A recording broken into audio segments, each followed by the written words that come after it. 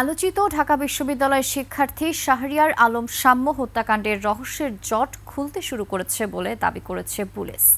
এরই মধ্যে হত্যাকাণ্ডে জড়িত 11 জনকে গ্রেফতার করা হয়েছে। তাদের মধ্যে রাব্বি ওরফে কবুতর রাব্বি এবং মেহেদী হাসান নামের 2 আসামির 5 দিনের রিমান্ডও মঞ্জুর করেছে আদালত।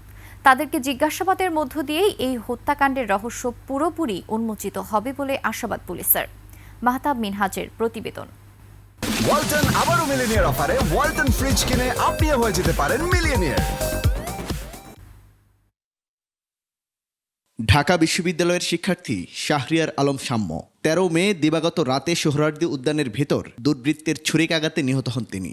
এই হত্যাকাণ্ডের পর ঢাকা বিশ্ববিদ্যালয় সহ দেশ জুড়ে অপরাধীদের শাস্তির দাবিতে শুরু হয় আন্দোলন।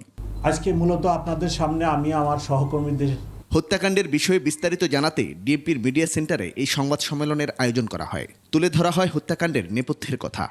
আসামিদের গ্রেপ্তারের লক্ষ্যে কক্সবাজার, মুন্সিগঞ্জ ও ঢাকা মহানগরীর বিভিন্ন এলাকায় ডিবির একাধিক দল ধারাবাহিক অভিযান পরিচালনা করে। এই সংক্রান্তে আরও 8 জনকে গ্রেপ্তার করে।